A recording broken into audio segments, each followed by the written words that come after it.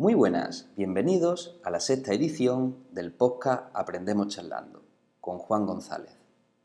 Hoy veremos la contextualización de mis aprendizajes. En este podcast explicaremos o describiremos las aportaciones, ventajas o mejoras que las metodologías revisadas le podrían brindar al proceso de enseñanza-aprendizaje. Para ello responderemos una serie de preguntas en la primera parte del podcast. La segunda parte del podcast y la última se basa en responder otra serie de preguntas que son a modo de reflexión final y están relacionadas con la educación virtual y con los productos de aprendizaje. Así que, sin más, espero que os guste mucho este podcast y adentrémonos en él. ¡Vamos allá!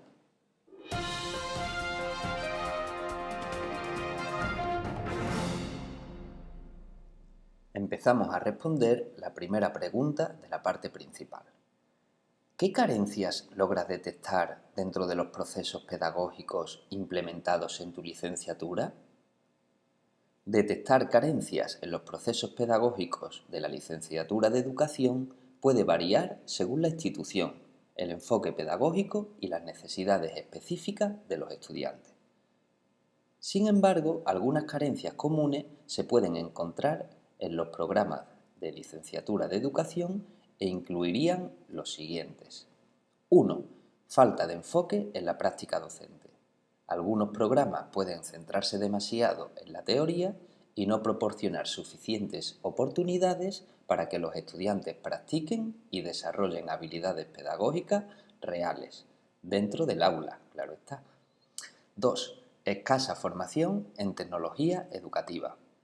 Viviendo en la era digital, es esencial que los futuros educadores estén preparados para integrar la tecnología y de manera efectiva en su enseñanza. La falta de formación en este aspecto puede ser una carencia bastante importante. 3. Desconexión entre teoría y práctica. Algunos programas pueden no lograr una conexión efectiva entre la teoría educativa y su aplicación en los entornos reales de enseñanza, lo que podría dificultar la preparación de los estudiantes para los desafíos que les ofrece el mundo real. 4. Diversidad e inclusión insuficiente. La formación en diversidad cultural, necesidades especiales y estrategias de inclusión a veces puede ser insuficiente, lo que limitaría la capacidad de los futuros educadores para atender la diversidad de los estudiantes en las aulas. 5. Evaluación ineficaz. La formación en la evaluación del aprendizaje puede ser deficiente, lo que puede llevar a la incapacidad de los docentes para medir de manera efectiva el progreso de los estudiantes y adaptar su enseñanza en consecuencia. 6. Escasez de habilidades de gestión de aula. La formación en la gestión del aula es esencial para mantener un entorno de aprendizaje que sea efectivo. La carencia de estas habilidades puede llevar a problemas de disciplina y falta de control en la misma clase. 7. Actualización curricular. Algunos programas pueden no mantenerse al día con las últimas tendencias y enfoques en educación, lo que puede dejar a los estudiantes un poco desactualizados en términos de mejores prácticas pedagógicas. 8.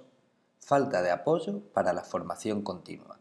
La educación es un campo en constante evolución y es esencial que los educadores tengan acceso a oportunidades de formación continua.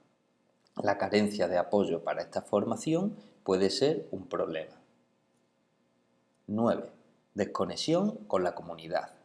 La falta de vínculos y colaboración con las escuelas y la comunidad puede hacer que los programas de licenciatura en educación no sean contextualmente relevantes y que aparte carezcan de experiencias del mundo real. 10. Énfasis en la memorización en lugar de la comprensión. Algunos programas pueden enfocarse en la memorización de contenido en lugar de promover la comprensión profunda y las habilidades de resolución de problemas. En resumen, se hace de vital importancia revisar y mejorar continuamente los programas de licenciatura en educación para abordar las deficiencias descritas y garantizar que los futuros educadores estén bien preparados para enfrentar los desafíos de la enseñanza.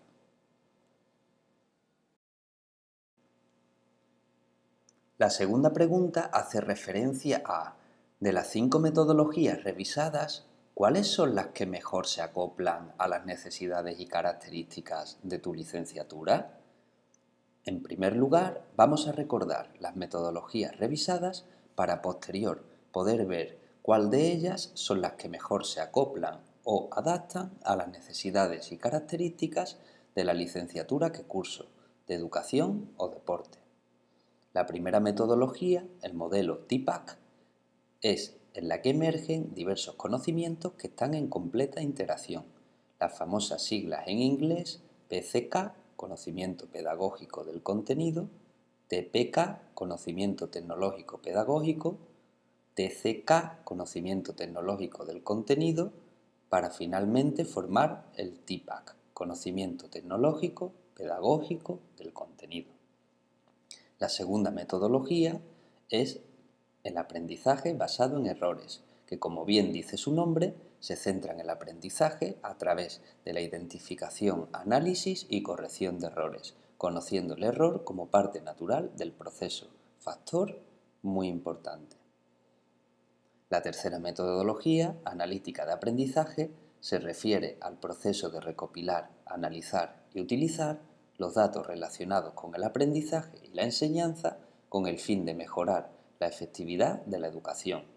Se basa en la idea de que al comprender y utilizar los datos sobre el rendimiento y comportamiento de los estudiantes, los educadores puedan tomar decisiones más informadas y diseñar estrategias pedagógicas que sean más efectivas. La cuarta metodología es la gamificación, que utiliza elementos y principios de los juegos para mejorar el proceso de enseñanza-aprendizaje en contextos no lúdicos, como puede ser la escuela, creando más motivación a través de recompensas, desafíos, narrativas, etc. La gamificación intenta aprovechar la psicología de los juegos para aumentar la participación y la motivación, creando aprendizajes más vivenciales y que no se olviden. En quinto lugar, el Flipped Classroom, también conocido como aula invertida, cambia el enfoque tradicional de la enseñanza en el aula. Como su nombre indica, el contenido de aprendizaje tradicional se traslada fuera del tiempo de clase, generalmente a través de recursos en línea que son sencillos y llamativos, con la información detallada y necesaria. Los alumnos acuden a clase para realizar las actividades interactivas y de aplicación de conocimiento, no para la teoría. Una vez que hemos revisado de forma muy genérica las metodologías, puedo decir que todas se acoplan a las necesidades y características de mi licenciatura, educación o deporte. Es más, creo que hay algunas que deben estar inmersas en los procesos pedagógicos sin opción a no estarlo. Es importantísimo incluir las tecnologías en los procesos de enseñanza-aprendizaje. Estás perdido en la actualidad si no los dominas y no te perfilas para ello. De igual forma, es crucial transmitir a los alumnos que el error es parte del proceso, por lo que dicha metodología del aprendizaje basado en los errores no se puede excluir, cambiar el paradigma de castigar el error y solo premiar el acierto. Este sería el primer paso. Por otro lado, si no utilizáramos metodologías analíticas de aprendizaje, no se podrían tomar decisiones en base a unos resultados, en base al rendimiento y comportamiento de los estudiantes. Por ello, este tipo de metodología también debe estar presente. Quizás las menos obligatorias son la gamificación y el Flipped Classroom, pero desde mi punto de vista son las más llamativas, las que crean más adherencia en el proceso de aprendizaje del alumno y estas son las que realmente incitan a que este proceso sea más significativo. En resumen, creo que todas las metodologías revisadas se pueden llevar al campo y al área que quieras. Será labor del docente con más implicación o con menos crear estos entornos de aprendizaje vivenciales. Realizar una gamificación en física nuclear no será igual de fácil que realizarla en educación física, pero como hemos dicho, todo es posible, y más si de ello trata el aprendizaje de los alumnos. Por ello, creo que la educación debe de ser un campo de estudio totalmente por vocación, que te dediques plenamente por y para ello, porque quieras que tus alumnos mejoren.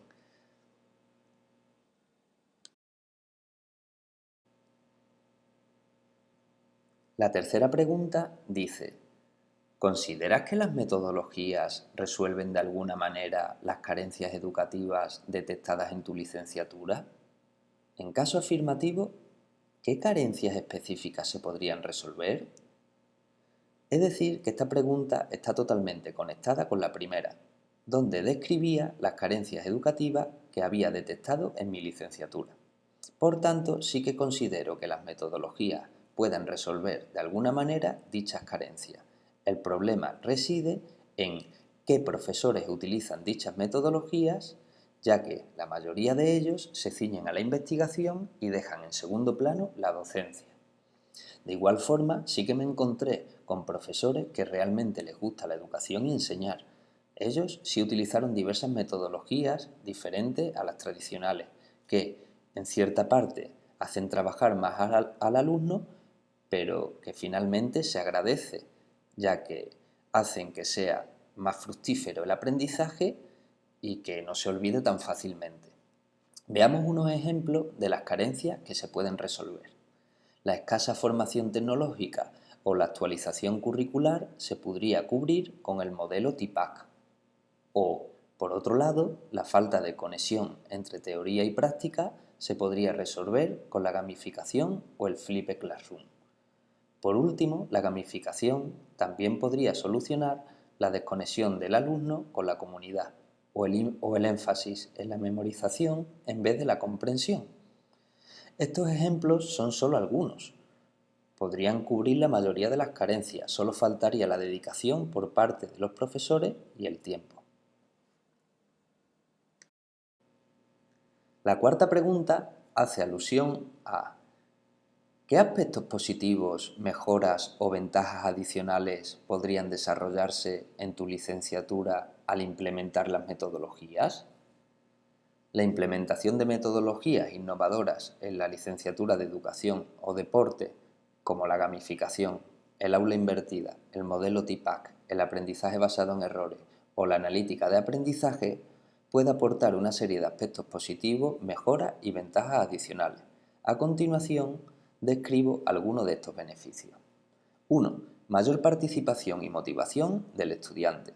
La gamificación puede hacer que el aprendizaje sea más atractivo y divertido al incorporar elementos de juego, lo que puede aumentar la participación y la motivación de los estudiantes. 2. Flexibilidad en el aprendizaje. El aula invertida permite a los estudiantes aprender el contenido en su propio tiempo, lo que les brinda flexibilidad para adaptar su aprendizaje a sus necesidades individuales. 3. Integración efectiva de la tecnología. El modelo TIPAC se enfoca en la integración de la tecnología de manera efectiva en la enseñanza, lo que prepara a los futuros educadores para utilizar herramientas digitales de manera significativa en el aula. 4. Aprendizaje basado en errores. El aprendizaje basado en errores fomenta la reflexión y el análisis crítico, permitiendo a los estudiantes aprender de sus propios errores y desarrollar una comprensión más profunda de los conceptos. 5. Monitoreo y mejora del rendimiento. La analítica de aprendizaje proporciona datos que permiten a los educadores realizar un seguimiento del progreso de los estudiantes y adaptar su enseñanza en consecuencia, lo que puede mejorar el rendimiento estudiantil. 6. Enfoque en el desarrollo de habilidades. Estas metodologías suelen centrarse en el desarrollo de habilidades prácticas, como la resolución de problemas, la toma de decisiones y la creatividad, además del conocimiento teórico. 7. Mayor interacción en el aula. La gamificación y el aula invertida promueven la interacción activa en el aula, lo que puede llevar a discusiones más ricas y a un aprendizaje mucho más colaborativo. 8. Preparación para el mundo real. Estas metodologías fomentan la aplicación práctica de conocimientos y habilidades, lo que prepara a los estudiantes para enfrentar desafíos del mundo real en sus futuras carreras como educadores. 9. Individualización del aprendizaje. El aula invertida y el monitoreo a través de la analítica de aprendizaje permiten la adaptación del aprendizaje a las necesidades individuales de los estudiantes, lo que puede mejorar la retención y la comprensión de los contenidos. 10. Mejora en la retroalimentación. El aprendizaje basado en errores y la analítica de aprendizaje permiten una retroalimentación más precisa y oportuna, lo que puede ayudar a los estudiantes a corregir sus errores y a mejorar su rendimiento. 11. Desarrollo de habilidades metacognitivas. Estas metodologías fomentan la reflexión sobre el propio proceso de aprendizaje, lo que puede ayudar a los estudiantes a desarrollar habilidades metacognitivas que les serán útiles a lo largo de sus vidas. En definitiva, la implementación de estas metodologías pueden enriquecer la licenciatura de Educación al brindar los beneficios descritos y otros que se quedan en el tintero. Estas innovaciones pueden ayudar a formar educadores más efectivos y a prepararlos para enfrentar las demandas cambiantes del campo educativo. Llegamos a la quinta pregunta de la parte principal y dice: ¿qué deberían realizar, cambiar o dejar de hacer los profesores y estudiantes universitarios para implementar las metodologías? En primer lugar, los profesores deberían realizar formaciones y actualizarse, diseñar experiencias de aprendizaje atractivas, tener flexibilidad y capacidad de adaptación, una buena comunicación, una retroalimentación efectiva, promover la participación, usar los datos obtenidos y, finalmente, fomentar la reflexión del proceso y de los resultados. En segundo lugar, los alumnos deberán tener cierto grado de responsabilidad por el aprendizaje, autorregulando el mismo aprendizaje, con buena participación, aceptando los errores, aprendiendo de ellos, usando herramientas y tecnologías, colaborando con sus iguales y, cómo no, comunicándose con el profesorado. En resumen, tanto los profesores como los estudiantes deben adaptarse a las metodologías innovadoras, estando dispuestos a asumir un papel más activo en el proceso de enseñanza-aprendizaje. La colaboración, la adaptación y el compromiso son los pilares fundamentales para el éxito de estas metodologías en el contexto escolar o universitario.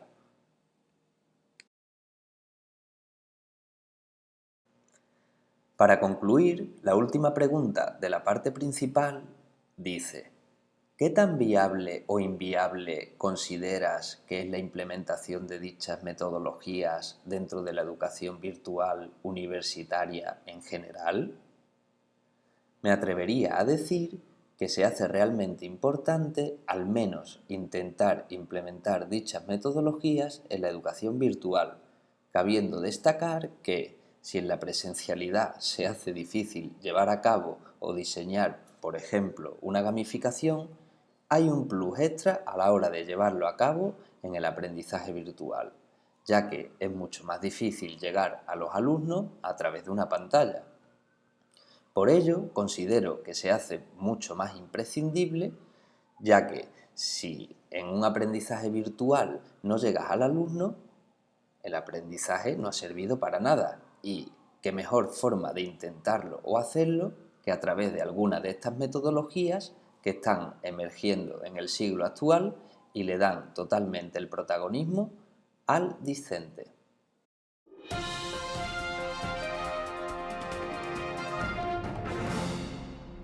Una vez que hemos terminado la parte principal, empezaremos con la reflexión final. Para ello responderemos 3 preguntas. La primera: ¿qué pasa con la mayoría de los productos de aprendizaje que se suben a la plataforma virtual? La mayoría de los productos de aprendizaje que se suben a las plataformas virtuales se quedan extraviados, perdidos en la inmensa nube virtual. a expensas de que vuelvan a ser vistos o abiertos algunas veces más en la vida, cosa que realmente dudo. Por ello, desde mi humilde punto de vista, pienso que la mayoría de las actividades de aprendizaje, basadas en la teoría de las asignaturas de la licenciatura, se deberían enfocar de forma distinta, mucho más prácticas y que sean más resultantes. Que dichas actividades se preparen con un trasfondo, no solo para subirla y que la lea el profesor como mucho, sino que las actividades o proyectos que se realicen o se hagan vayan con una intención concreta, una intención de llevarlo a la vida real, en un futuro próximo, y que esto sea debido a las oportunidades prácticas que le dé la misma asignatura.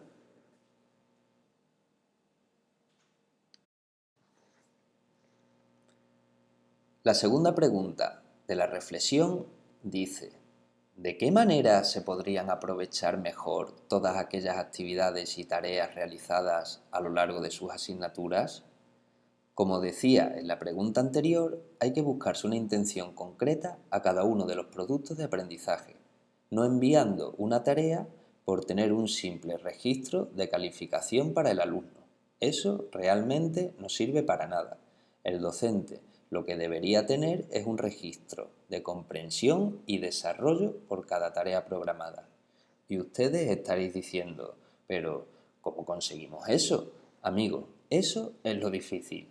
Por ejemplo, dando rienda suelta a la creatividad, se propone a los alumnos los contenidos que se deben trabajar en una asignatura y se deja un tiempo deliberado para que planifiquen sus propios proyectos de aprendizaje. Así te asegura que los alumnos están haciendo lo que realmente les gusta o les mueve por dentro. Si estamos en el campo de las matemáticas, habrá alumnos que hagan proyectos relacionados con una revista, otros con un podcast, otros con la investigación y más teóricos, otros con campos que sean más prácticos. En definitiva, en función de los gustos y las curiosidades del alumno.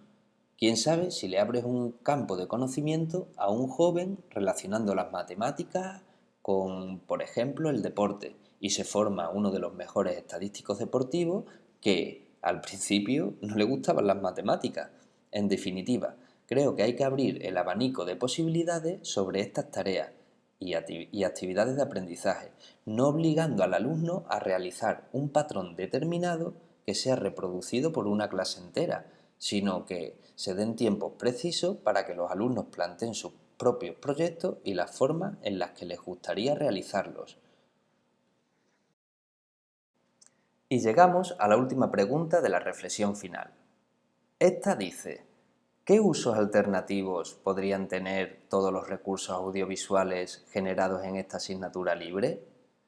Hablando en concreto de esta asignatura libre, metodologías innovadoras del aprendizaje, los usos alternativos de las actividades de aprendizaje son de mero contenido informativo, tanto en redes sociales como en plataformas de vídeo como YouTube, con el fin de expandir conocimiento, mi visión de las temáticas que se van tratando y todo lo relacionado con la educación. Otro de los usos que podría tener uno de los recursos audiovisuales creados en la asignatura sería la de videotutorial de utilización de una herramienta tecnológica, subido en plataformas de vídeos como YouTube para ayudar a la comunidad que empieza a desenvolverse en dicha herramienta tecnológica. Hasta aquí ha sido el podcast número 6, contextualizando mis aprendizajes, y nos veremos en los siguientes podcasts. Espero que os haya gustado y sin más, un abrazo a todos, camaradas.